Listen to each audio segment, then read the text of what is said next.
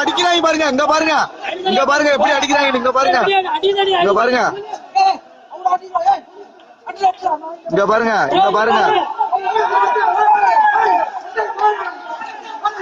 இங்க பாருங்க, இங்க பாருங்க, இங்க பாருங்க, இங்க பாருங்க எப்படி மல்லகட்டி சவுத் எப்படி பண்றாங்கன்னு பாருங்க.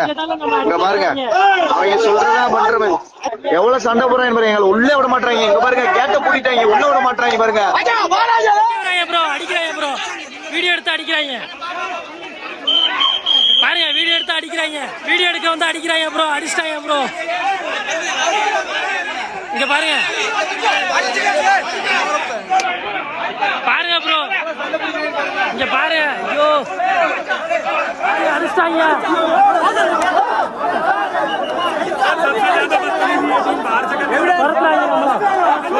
ப்ரோ, நம்ம துரத்துறாங்க பாருங்க.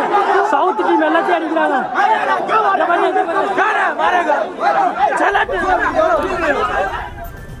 ராஜஸ்தானில் இந்திய அளவில் நடந்த கபடி போட்டியில் தமிழகத்திலிருந்து பங்கேற்ற கபடி வீரர்கள் தாக்கப்பட்டதாக அண்மை செய்தியை பார்த்து வருகிறோம். தமிழக வீரர்கள் கேட்டபோது அவர்களுக்கு முறையான போனஸ் பாயிண்ட்டுகள் வழங்கப்படவில்லை என கூறப்படுகிறது. இது தொடர்பான முழுமையான விவரங்களை தர இணைகிறார் எமது செய்தியாளர் பிரபு. அவரிடம் பேசலாம்.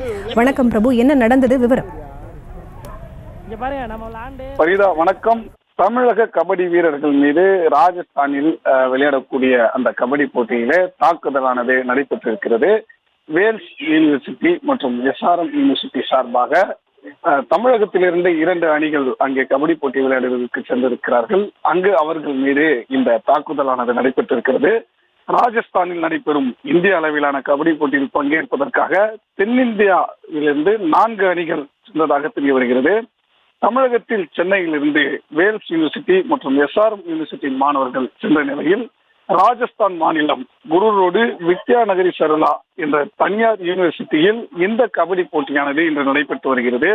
இந்த போட்டியில் இந்த வேல்ஸ் யூனிவர்சிட்டி வீரர்கள் ராஜஸ்தானை சேர்ந்த அணியினரோடு மோதி இருக்கிறார்கள். அப்போது போட்டியின் போது தமிழக வீரர்களுக்கு சரியான அளவில் பாயிண்ட்களை வழங்கவில்லை.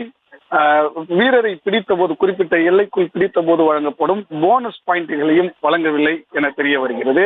இது தொடர்பாக தமிழக வீரர்கள் அவர்கள் எடுத்துரைக்கிட்ட போது நடுவர் முன்னிலையிலேயே ராஜஸ்தான் அணியின் ஆதரவாளர்கள் மற்றும் ராஜஸ்தான் அணியை சேர்ந்தவர்கள் இந்த தமிழக வீரர்களை தாக்கியதாக தெரிகிறது.